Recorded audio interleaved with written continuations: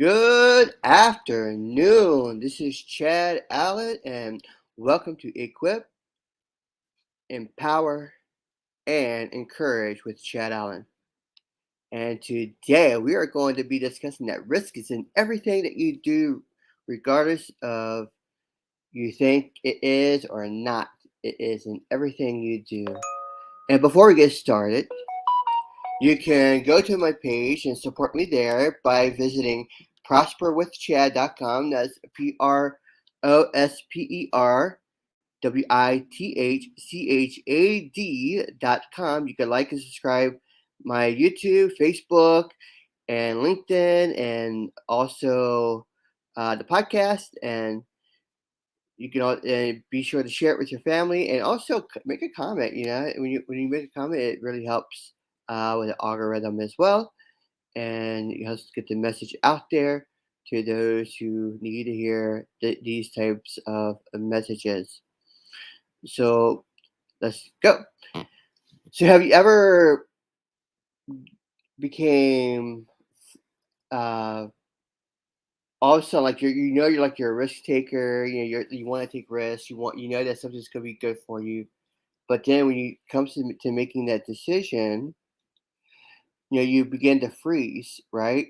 You freeze and you don't know what to do. You lose focus, and you don't. And so you think that what you're doing is all of a sudden not the right thing, and so we allow this fear to get inside of us and to make our own judgment. It clouds our mind. It clouds our heart. It clouds everything that we do. And so my thing is that everything that you do, even right now, is what taking a risk. You're taking a risk by listening to me. You're taking a risk by driving. You're taking a risk uh, by walking near your house. You Every day you take a risk. And how do you take those calculators? How you know the kind of risk that you are taking, that you might be taking, is the right kind of risk for you, that it is something that God is calling you to do, because it would be a supernatural type of thing that will get you out of debt, that will get you on the road to where God is finally wanting to take you, because you began to align your purpose and your vision, with his purpose and vision for you. And so you aligned it, and finally you're doing everything you need to do. You're working to pay off debt. You're making a savings. You're making um, you're you're making an investment portfolio, and you have this investment portfolio, and it's grown to be something that you feel that you can finally invest in. And sometimes what happens is we get this attachment syndrome. We learn to attach too much to certain things, and we think that if we don't let go, we will keep it forever. And this happens a lot with money. If you notice that, because you might be the person who's living paycheck to paycheck. You might be a person that is, uh, even though you're doing the 5 jars, the 10% to tithing. I'm doing like 3% to offering, 3% to saving, 4% to investment, right?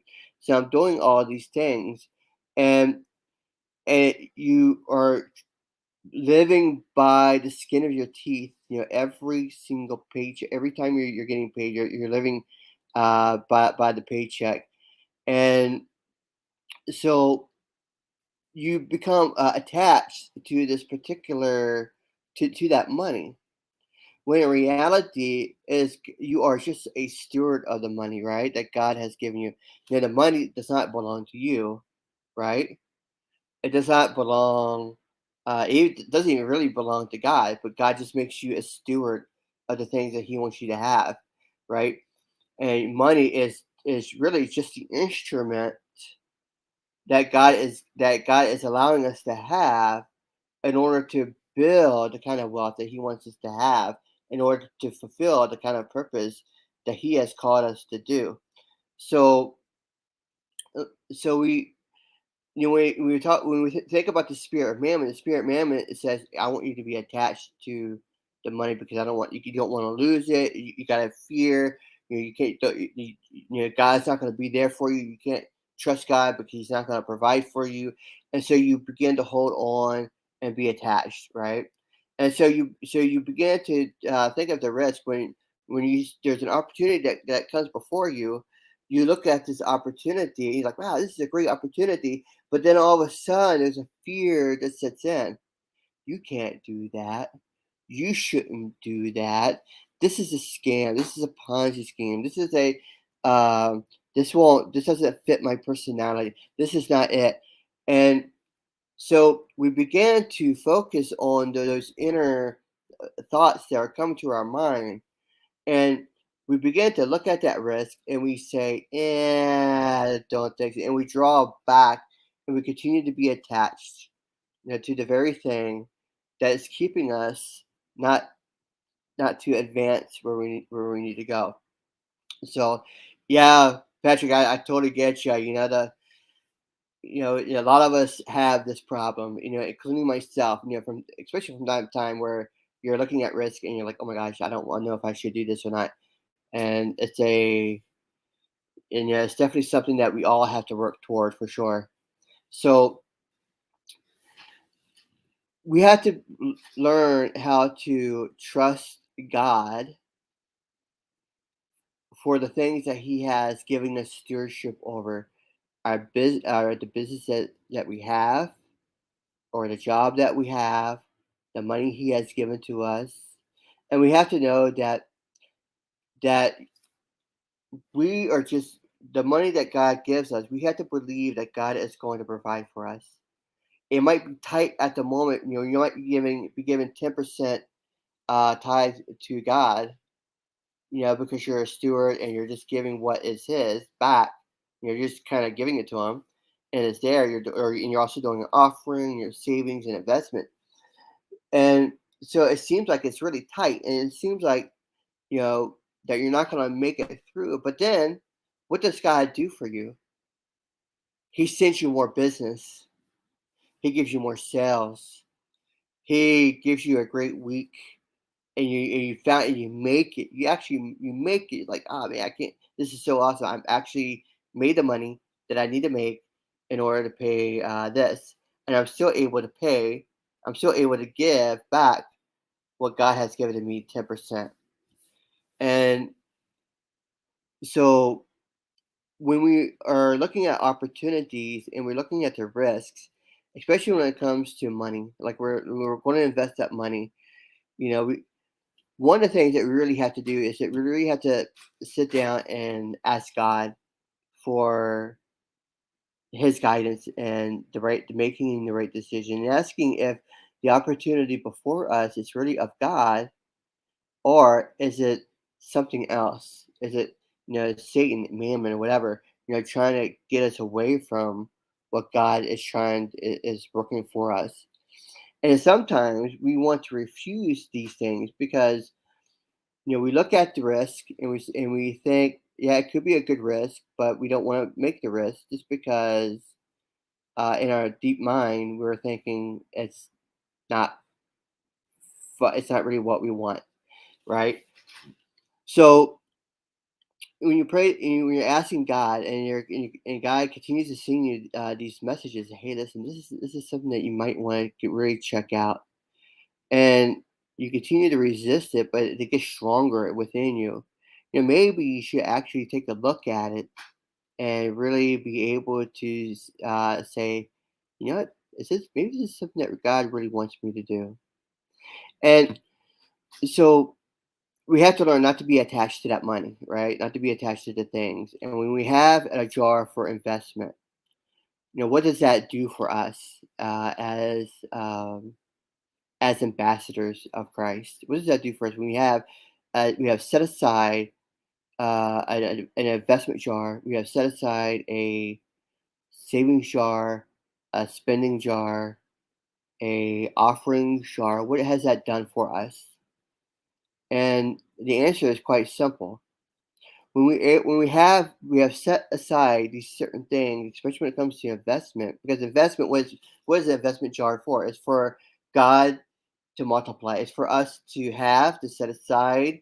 It's the risk money that we have built up, that we are not attached to, where it would not be, if it gets lost, it gets, whatever happens to it, if it ends up being a bad investment, if it ends up being an awesome and amazing investment, it's there, right? That risk, you're able to take that risk and utilize that money, whether it works or it doesn't work, it's there. That's your investment money.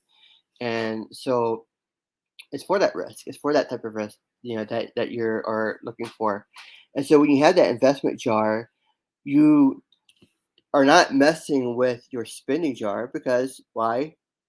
Your spending jar that's being used for paying the bills, paying taxes, paying for food, all that good stuff, that's separated. Your offering jar, the jar that you're giving to missionaries, or you're giving to causes that you really believe in, that is separated.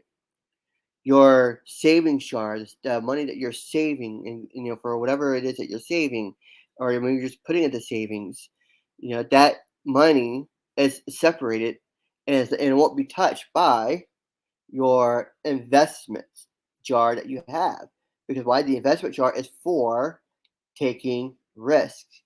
So when we are looking at things, when we're thinking about, taking a risk and an opportunity, whether it be a business opportunity, an investment opportunity, whatever kind of opportunity is, and we have that investment jar, it should, in theory, for you and me, be something that we are now, it will take that fear away, because now we know that we have the investment jar, and if we put it into that investment, and we believe that, we ask God if this is the right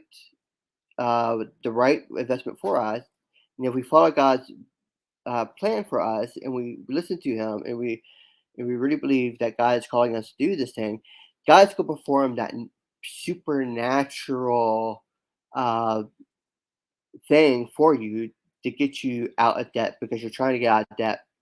He's going to perform that supernatural multiplication that you are always looking for. Because why? You sat down, you prayed about it, you sought God's advice, and you ask it, and you're looking at the thing, and it keeps coming back, and it's telling you, like, "Good, this is it. This is going to get you where you need to go." And you invest that money, and then, if you listen correctly, then that God multiplies. Obviously, if it's an investment that you're kind of getting away from the focus of God, and you're going toward more what Mammon is saying to you, then of course, your investment might fail, because why? It wasn't really where God wanted you to put your money at. So everything that you would do is risky, has a risk, and it doesn't matter what kind of risk that is. Getting up, procrastinating to do your day's work, you're, not, not having enough for your business, not having too much, whatever. Everything is a risk. Getting in the car, driving, making an investment, it's all a risk.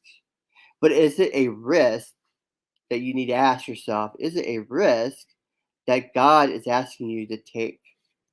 Because if it's a risk that God is asking you to take, then you should not worry about the potential loss that could be there. Because why? God is not going to allow you to lose something that He believe that He put you in, and that you really believe that He put you in. So, I hope this has really helped you. I hope you got, a lot of great value out of this, and I really appreciate you being on. You can definitely support me by going to my webpage at prosperwithchad.com. That's prosperwithchad.com.